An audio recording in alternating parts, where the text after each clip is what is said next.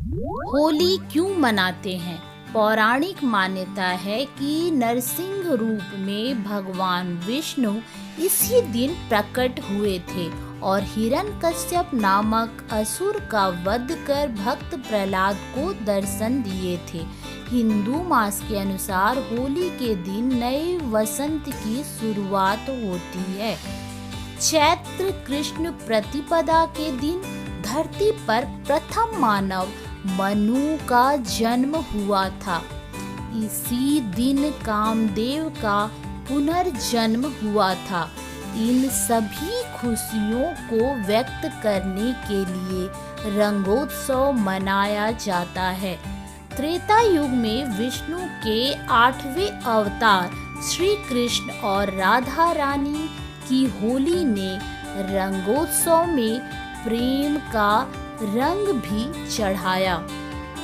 श्री कृष्ण होली के दिन राधा रानी के गांव बरसाने जाकर राधा और गोपियों के साथ होली खेलते थे। कृष्ण की रंग लीला ने होली को और भी आनंदमय बना दिया और यह प्रेम एवं अपनत्व का पर्व बन गया। भगवान श्री कृष्ण ने इस दिन पूतना नामक राक्षसी का वध किया था।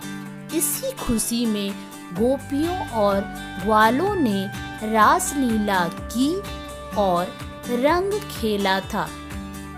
सामाजिक मान्यता है कि होली वसंत का त्योहार है और इसके आने पर सर्दी खत्म हो जाती है। कुछ हिस्सों में इस त्योहार का संबंध वसंत की फसल पकने से भी है। किसान अच्छी फसल पैदा होने की खुशी में होली मनाते हैं। होली को वसंत महोत्सव या काम महोत्सव भी कहते हैं। इस दिन लोग अपनी कटुता और वैर भाव को भुलाकर एक दूसरे को इस प्रकार रंग लगाते हैं कि लोग अपना चेहरा भी नहीं पहचान पाते हैं। रंग लगने के बाद मनुष्य शिव के गण के समान लगने लगते हैं, जिसे देखकर भोले शंकर भी प्रसन्न होते हैं।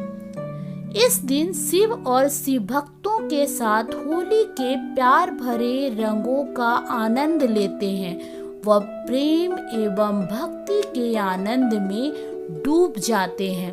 भगवान नरसिंह द्वारा हिरण्यकश्यपु का वध।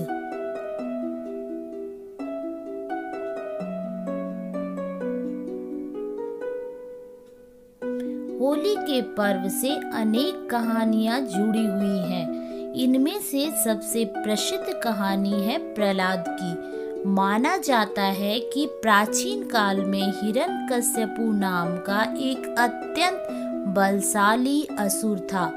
अपने बल के दर्प पर वह स्वयं को ही ईश्वर मानने लगा था।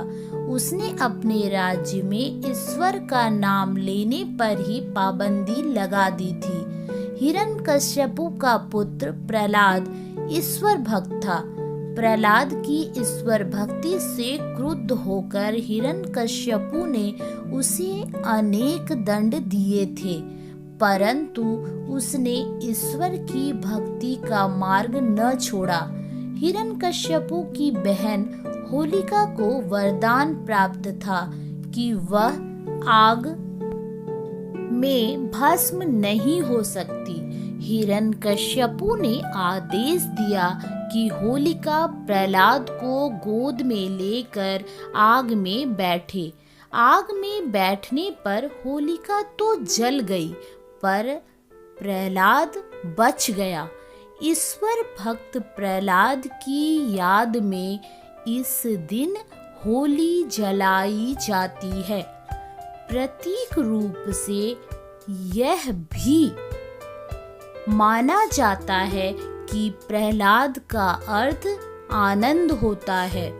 वैर और उत्पीड़न की प्रतीक होलिका जलाने की लकड़ी जलती है और प्रेम तथा उल्लास का प्रतीक प्रहलाद आनंद अक्षुण्ण रहता है, यानी अखंडित रहता है। प्रहलाद का अर्थ होता है पूरा आनंद। कहानी सुनने के लिए धन्यवाद।